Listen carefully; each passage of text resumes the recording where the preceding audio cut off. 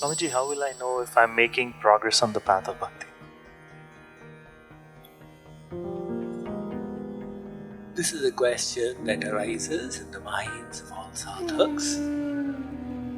How do we know that we are progressing? It is good to evaluate this.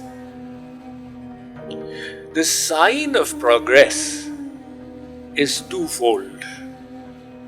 Your growing detachment from material things and your growing anurag, attachment towards the divine realm.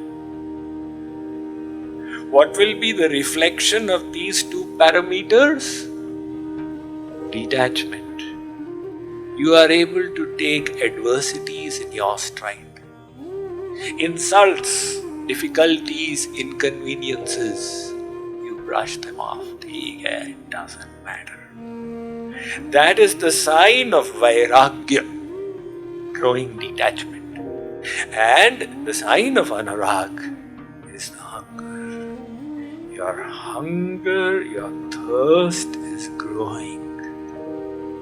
2 hours of kirtan is not enough. Why did it stop?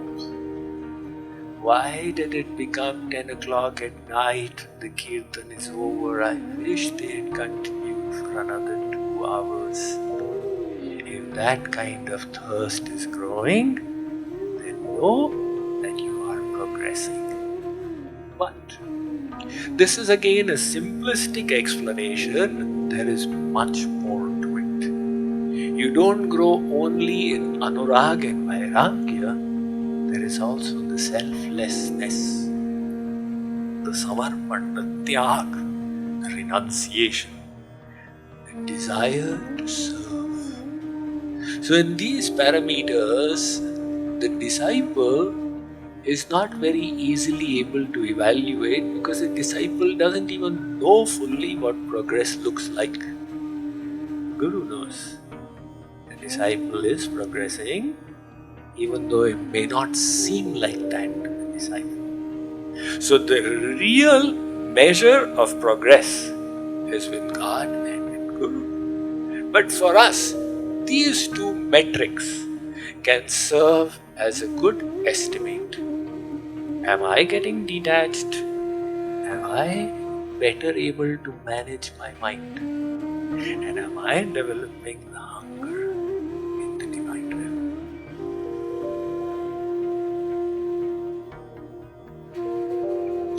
Radhe Radhe Swamiji.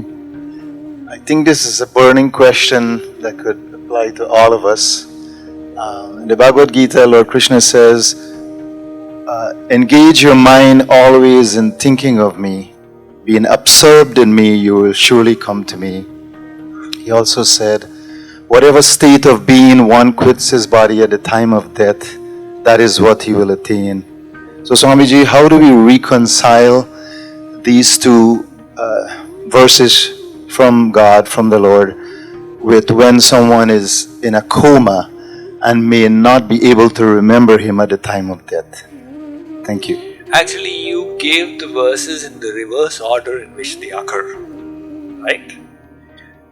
First it comes yam yam vapi smaran bhavam.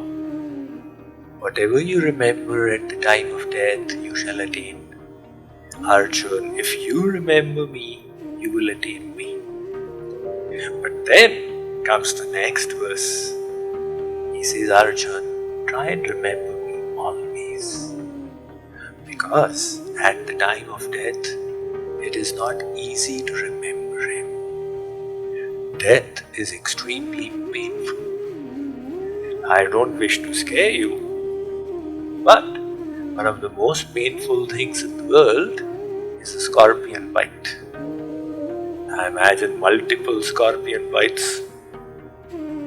Multiply the pain of the scorpion bite by 2000. That's the pain of death. At that time, who will be able to remember God? Only the person who has gone beyond the body.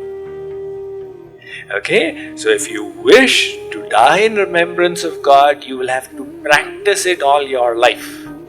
We cannot say, okay, I'll take vacations to Las Vegas, and when I come to know death is about, I'll say, Radhe. It'll all be done. It will require a lifetime of practice. Now, let us say at the time of death you were going into coma. The point is, everybody goes into coma before death. Nobody can tolerate that pain. The only person who doesn't go into coma is the Paramahans who's gone beyond the body.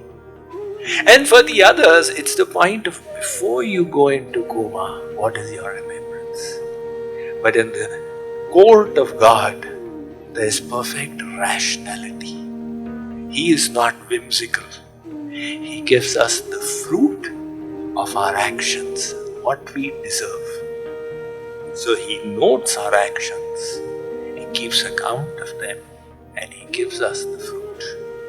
Even if at that time you did not remember Him, you made a mistake. If you had been practicing His devotion and had cultivated the intention, I wish to attain Him, He will give weightage to that. Okay, God is perfectly just, perfectly kind. Sometimes knowledge, when explained, is simplified. So when He says what you remember at time of death, that's a simple explanation of what happens. But behind it are many equations that are taken into account. And God alone has the kind and compassionate algorithm behind all of them.